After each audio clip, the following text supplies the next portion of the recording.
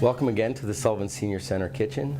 I'm Joel Sikorsky, Elderly Nutrition Supervisor for the Litchfield Hills Elderly Nutrition Program. With me today is Sherry French, my assistant in the kitchen and my assistant in the program as well. We are going to continue our videos on brain healthy cooking and healthy eating. Today's menu consists of an eggplant and tomato casserole, flan style, and we're also going to make some low-fat muffins in 2 different varieties using a wide range of ingredients and keeping them as fat-free as possible and trying to keep all the flavor there. What we're going to start off with quickly today is the eggplant flan. So if you would grab me those ingredients. Sherry. We're going to use a food processor today to mince up garlic and to mince up fresh herbs and to make our dredge for the eggplant and the tomatoes inside of our flan dish. We're going to bake that at a 400-degree oven for about 45 minutes. Today we're using Campari tomatoes, which is a small little sweet tomato, and plum tomatoes. We're also going to have a little bit of a ricotta filler in that. So we're going to start off by killing 2 birds with 1 stone. We're going to use our small pre-peeled garlic, which we've talked about in the past. I'm going to put that into food processor. I'm going to use 8 cloves. I like garlic. You can minimize that if you like. For today's purposes, we're also going to use oregano, fresh. You can use dried if you like, but the flavor is much better with the fresh. Using a food processor, you can use much less of the leaves and a little bit of the stem, and it works out great. A little bit more oregano, some fresh basil,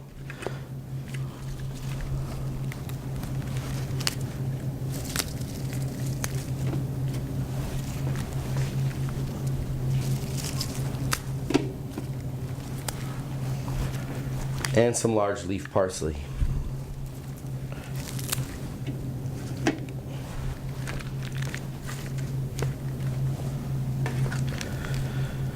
With that, we're going to add a little bit of olive oil to keep all of it down when we spin.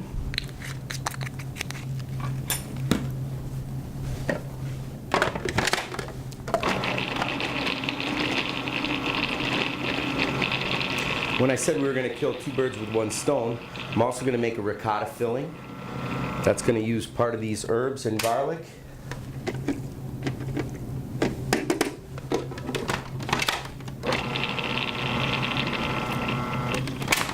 One egg, a little bit of salt and cracked pepper. Take out the blade. We're going to take just about 1/3 of a cup of this mixture out for the ricotta mixture. We're going to leave the rest in for now. We're going to make a balsamic dredge with olive oil and balsamic vinegar. This is going to be for our vegetables as they go into the flan. We're going to use about 1/3 of a cup of balsamic vinegar and about 1/4 cup of olive oil. You can use canola oil if you like, it's a little bit better for you, but used in moderation, the olive oil will be just fine. We're going to spin this one more time and then move on to our filling. Doesn't work very well without the blade.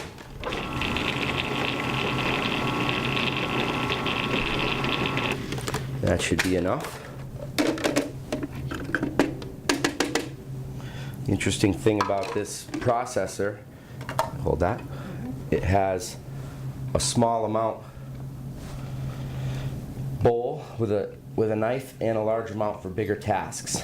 So this is a really good tool to have in a household where you don't have as many people. Thank you. Clean that up later. Continuing on with our ricotta filling, we use about 1/2 cup to 3/4 of a cup of whole ricotta. You can use low-fat ricotta, and that'll save you a little bit on the calories. 1 egg.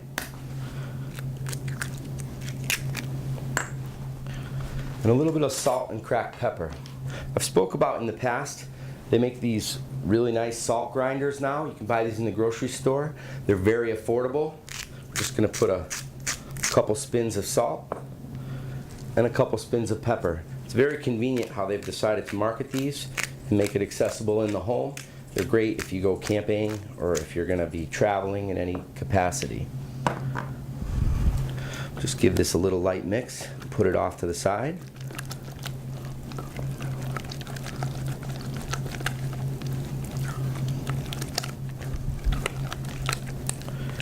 And our filling is complete. Now we have our dredge.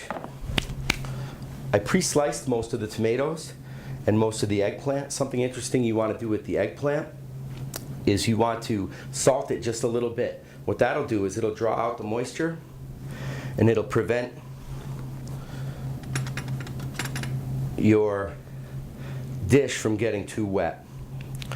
So we have about half the eggplant we'll need pre-sliced. I'm going to just give that a little pat down. This is Italian eggplant. It's a little bit different than your standard eggplant.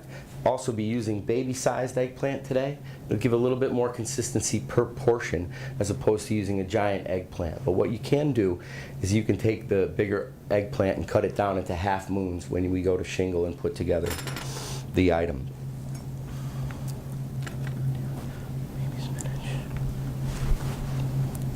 So we'll take one of our eggplants. Push this dish down in front of you. Sure. We just want to cut them about 1/4 inch.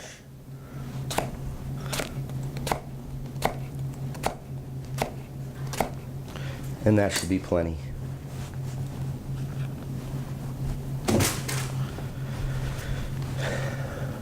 We've also pre-sliced some tomatoes. And this is our flan dish, which I'm moving back up now to begin our procedure. I'm going to use the Misto, which is one of my favorite tools in the kitchen. It minimizes the amount of olive oil that you need. It gives just a light coating, so cleanup and non-stick works just a little bit better. Just pump it up. No aerosol. Fill the flan.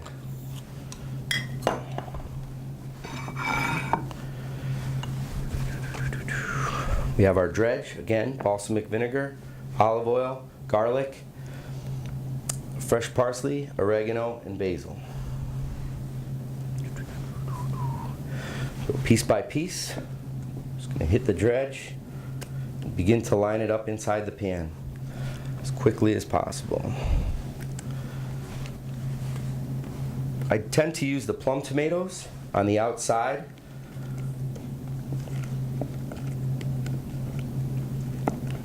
Because they're a little bit larger than the Camparis. And then as we get towards the middle, we use the smaller tomatoes. Just alternating each one. More eggplant. This one. Also, while I'm doing this, Sherry's going to take some baby spinach for texture and mix it into our filling. This gives it a little color and a little texture. Goes.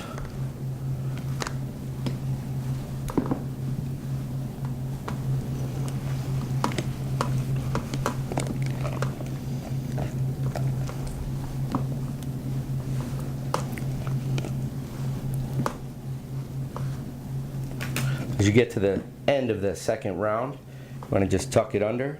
You don't want to overfill too much.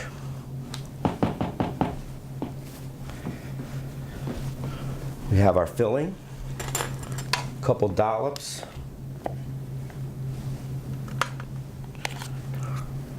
In the corners.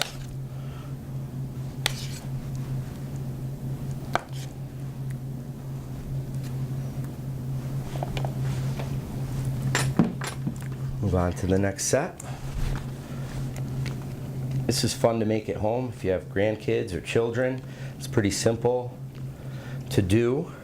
and they'll enjoy helping out in the kitchen.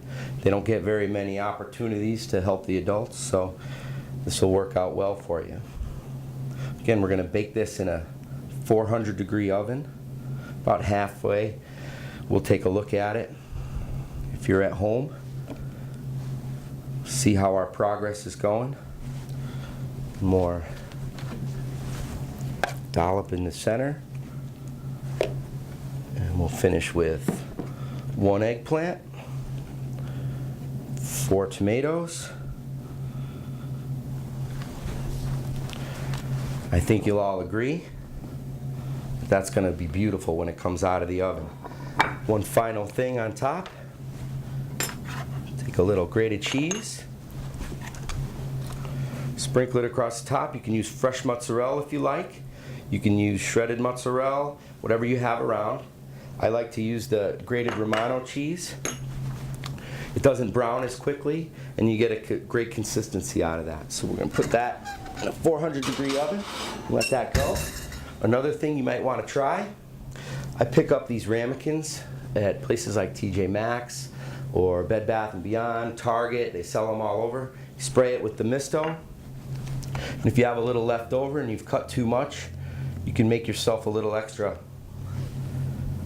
A little fresh basil, a little tomato, another eggplant, some ricotta,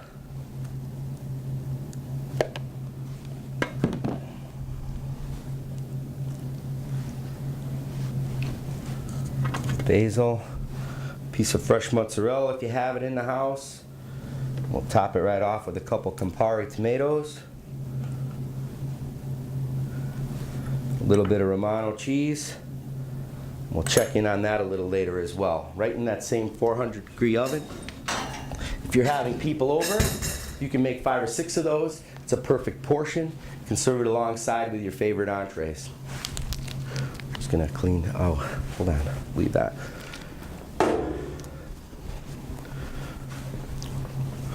One of the other things that you might want to do if you have all these ingredients out, and one of my new favorite tricks I saw Rachel Ray doing the other night on the Food Network.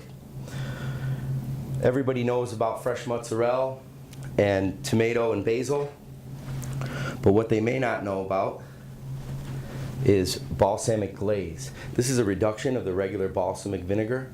It's got such intense flavor that you really don't need the olive oil with it. So I have a little fresh mozzarella here. I'm gonna cut a little piece.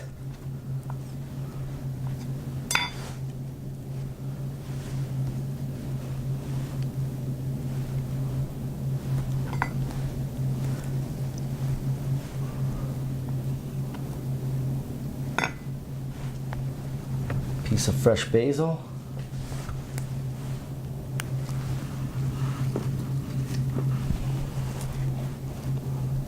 Little chop.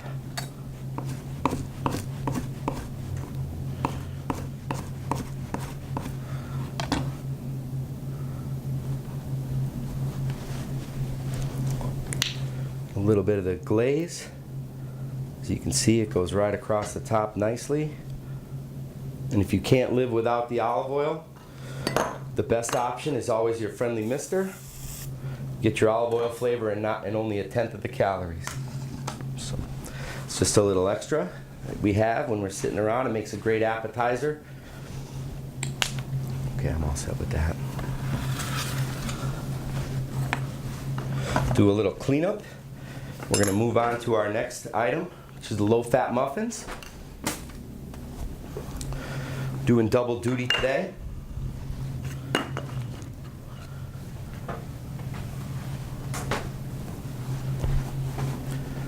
We're going to start off with a yogurt-based muffin and then follow it up with a whole wheat muffin. Whole wheat flour with oatmeal. Those muffins are great with just about any type of fruit and vegetable. What I'm going to attempt to do is show you 2 muffin bases that you can put just about anything into. You can use bananas, apples, strawberries, blueberries. These are pummeled almonds that we made with our food processor earlier today. You can put walnuts in there, any type of muffin filler will go into either one of these. We have raisins, we have craisins, we have all kinds of different things. We're going to start off with the wet and dry ingredients for a yogurt low-fat muffin, and then we're going to bake them all together. What I try to do is bake in portion sizes that are good for the home and bake with some variety. So what you can do is when you make the muffin base, you could split it into 3 separate bowls and then make 4 banana muffins, 4 strawberry muffins, and 4 cranberry muffins with the same base right inside your same muffin tin. You don't have to make all one kind. If you think outside the box, you get a little variety, and that way if you're baking for 1 or 2, you don't have to give them away to the neighbors, although the neighbors might not like that very much. The dry ingredients for the yogurt muffins are flour, baking powder, baking soda, salt is optional, and sugar. We're going to put those all into a separate bowl. Then I'm going to take the sugar, the yogurt, and the low-fat milk, and I'm going to give that a mix. I like to take my wet ingredients and mix those separately so that the sugar dissolves and it doesn't clump up. So what we're going to try to do is just get a little consistency with the yogurt. As you can tell, this recipe already has no eggs, no oil, so the fat is very little. It's low-fat yogurt, low-fat milk, and sugar. So you will get some calories from the white cane sugar, but not as many as you would get from the bad fats. We're going to take a little cinnamon. Cinnamon's another brain-healthy spice, about a tablespoon of that. I'm going to take some pummeled almonds, mix those with my dry ingredients, and we're going to take some walnuts and mix those with my dry ingredients. What I like to do with this recipe is you can put in applesauce or you can put in apples. I tend to go with the fresh apple if it's available. I have a corer and a peeler, and I'll show you just the way I do them as fast as we can at home so they don't take very long. Take the top and the bottom off with my peeler, take the corer, push it through.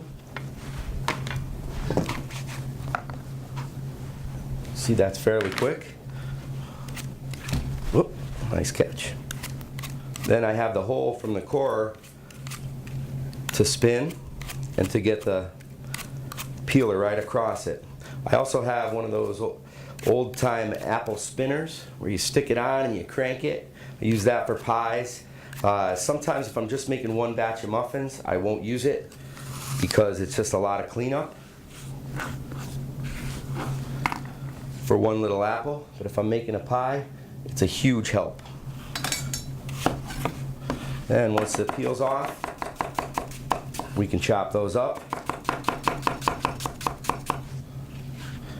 I tend to take my wet ingredients, my wet fruits, and put those into my dry.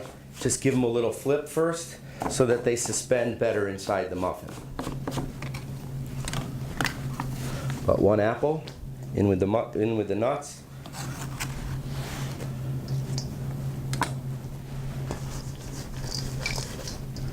That. Thank you. And we'll mix those up. It would be at this point where if you were putting in raisins or craisins or any of those items that you would put in. You also don't want to over mix muffins. You want to just get them till you run out of flour.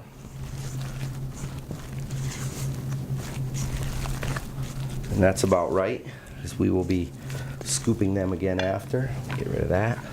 Leave this off to the side. I'll take the next one. Thank you.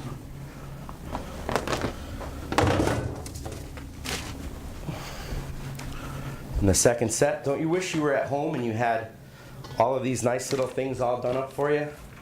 I will rest assure you that we did all of our own prep today. So we didn't have anybody in back like Emerald or Bobby Flay or any of the great ones doing all of the hard work for us. Again, we have our dry ingredients. This is wheat flour, baking soda, baking powder, Salt is optional. A lot of people think you have to have the salt. I've tried it both ways. I think possibly with the salt it'll raise a little higher, but I think we could all sacrifice a little lift on our muffins to eliminate the sodium.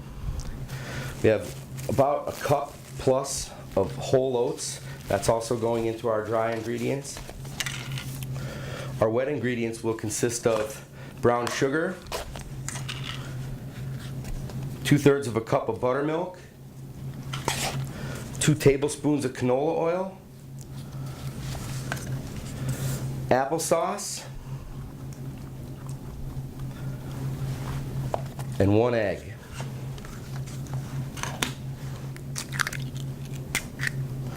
If you'll notice, 1 egg instead of 2. Buttermilk is only 2/3 of a cup. The applesauce does 2 things. It supplies moisture and it replaces oil. There's only 2 tablespoons of canola oil in this recipe as opposed to usually 1/3 of a cup, sometimes from 1/3 of a cup to 1/2 a cup of oil depending on your recipe. So I think we'll all agree as well that that's a nice compromise.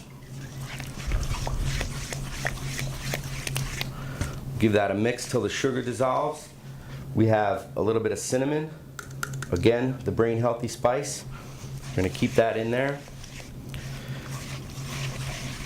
This recipe originally calls for raisins. We decided to put half raisins and half flavored craisins, which are blueberry flavored, pomegranate flavored, and regular flavored craisins. They sit in all natural juice. That's how they adapt the flavor. There's no preservatives in there either.